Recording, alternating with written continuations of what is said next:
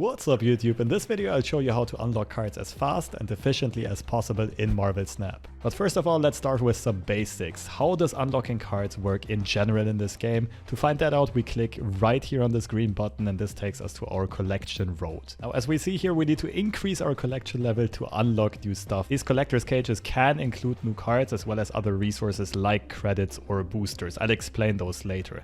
First of all, you'll usually start right at the bottom, right here when you make a new account. As you see, you get cards a lot more frequently at the beginning and you need less levels to get to the next checkpoint with a new account. But how exactly does this work? This is being explained right here. Upgrade your cards and earn variant art cards to increase your collection level. Now, what do they mean by upgrading cards? I will show you right away if we go to our collection right here. We see all of the cards that we own, and if we are able to upgrade a card, this is going to have some shimmer around it, like Nova right here. I'll just show you how upgrading works real quick. We click on this button, and if we have enough resources, we gain collection level. So this is going to cost credits as well as boosters, and it does this fancy stuff right here.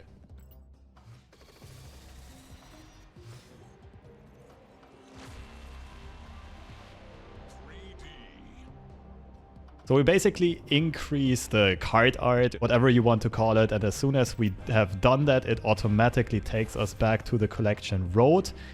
This was enough to get to a new collector's cage. Let's see what this has in store for us. Booyah! I rolled a new card. Now these cages don't always contain cards, I just got fortunate on this one.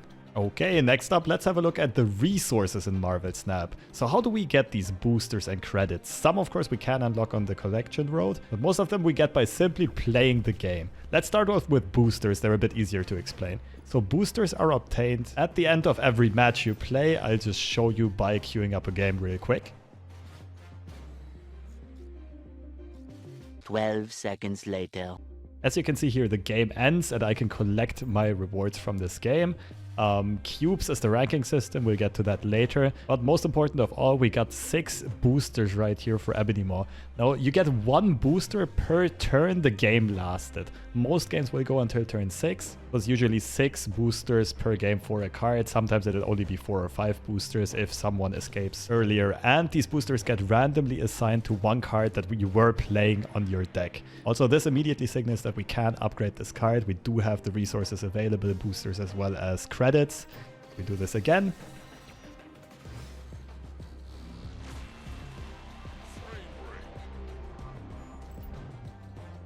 And we get 1 level on the collection road, this time not enough to unlock something new. And that's all you need to know about boosters. Now let's look at credits next. Important currency for unlocking cards is displayed in the top left. How do we get these? The easiest way to get these is through missions. The game provides us with a bunch of daily missions that we can fulfill in our games, and we get rewarded with credits as well as season pass experience. More on that later. These daily missions refill every 8 hours and always at the same time of each day. Depending on your time zone, for me in Central European time, it is 5 AM, 1 PM and 9 PM. Now, if you play Snap consistently, the game is also additionally going to reward you with weekly challenges. These are actually pretty juicy, like they ramp up quite a bit. We start with 100 credits and then it goes up all the way to 500 credits, a bit of gold as well as season pass experience. If you do the quick maths, you get 6 daily quests per day, so there's a total of 42 that are given to you per week. If you do absolve each of them, be careful though, there's a maximum of 6 mission slots, so even if missions refill after that, you don't get more missions if you did not make space for the new missions to refill. Okay, so I mentioned season pass experience earlier on. Let's have a look at this. This is also an additional set of quests that are a bit harder to fulfill. They don't immediately give you any resources, but they advance your battle pass. I'll just show you what this looks like. We get these quests, or rather we rake in the rewards, and we see this bar right here going up. So every month there's a new battle pass with new quests and new stuff to unlock. Now if we do go over to the battle pass, it is right here, season pass rather, we'll see that at some of these levels we do get free boosters as well as free credits. And there are some rewards in the Season Pass that you get for free without having to pay for the Premium Event Pass. If you do get the Premium Event Pass, there's a juicy chunk of extra rewards. Now, the last currency I didn't mention yet is gold, which is displayed in the top right corner. That is mostly used in the shop to either buy something like different card arts, or you can use that gold to directly buy credits right here. Or if we go back to missions, you can use the gold to refill 2 daily quests immediately. So if you are on a bit of a weird schedule, or if you don't have time to play Snap every day and you want to get the weekly challenge done quickly, this is a very good option to make sure that you do complete all these 25 before you run out of time. Alright, that's everything you need to know about the resources of this game. Now let's get to the interesting part of this video. How do you get cards as quickly as possible? Well, first of all, very simple. Let's assume you do have a lot of money to spend. You can buy a bunch of gold, you can transform those into credits, then you just queue up a couple of games, get boosters from there, and you can upgrade your cards immediately. You can even cheat out a couple of upgrades without getting boosters in this shop. This allows you to immediately upgrade a couple of cards by buying additional boosters. So if you remembered earlier on, it cost us 100 credits and 10 boosters to gain 2 collection level on another card. In the fast upgrade option, we can basically buy the missing boosters at a price of 5 credits per booster that we are lacking. Let's look at the other 2 cards. Deathlock, it would usually cost us 200 credits to upgrade here. We are lacking 14 boosters to get to the next level. 14 times 5, that's an additional price of 70 credits. It always shows you 3 different options, and it also rotates every 8 hours at the exact same times like the daily missions. Now let's say you're like most of us, that you don't have a lot of money to spend. If you do have a little money to spend, the most efficient thing you can spend that on would definitely be the event pass. It gives you a lot more gold as well as credits as well as boosters than just buying gold straight from the shop would. However, this also requires you to play the game somewhat consistently to unlock all of the rewards, and of course you want to do all of these season pass missions. However, there are also a lot of tips and tricks you can do if you want to play this game for completely free. This account, by the way, is also still completely free to play. First of all, here's a little gift that Marvel Snap gives to you each day. You can always buy free 50 credits per day. That also resets at 5 AM Central European time. And you basically get rewarded for the daily login. That's also what the little notification next to the shop showed us, that we didn't use that yet.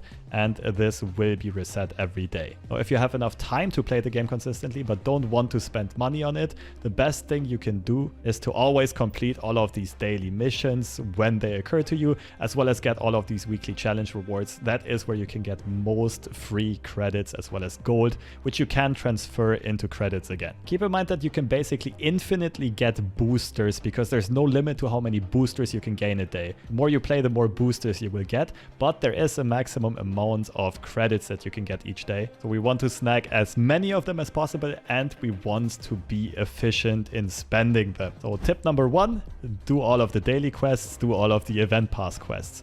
Tip number 2, do not fall for the bait of the fast upgrades. This will cost you more credits than you would have to spend. That is, if you do have enough time to play the game consistently, you will usually have a surplus of boosters. You will have too many boosters, but not enough credits to upgrade all of your cards. So you only want to be using this once you actually do have a lot of credits and don't have enough time to play the game. But at the early stages after making your account, you will usually rather have a shortage of credits. So most of the time you'll want to keep your fingers away from the fast upgrade. Another cool way of getting a little bit of extra resources, as in credits, boosters, as well as gold, is just playing well. This is your Marvel Snap rank. We all start at 1 as a recruit, and the more we advance each season, we get free credits, free boosters, a little bit of art and icons and so on, and in the end even a hefty chunk of gold. And at the end of each season, there's a soft reset on the ladder. You get set back 30 ranks basically. So if you did make it to Infinite once, you get put back to Vibranium, which means you already immediately unlock all of the rewards that came before that for the next month,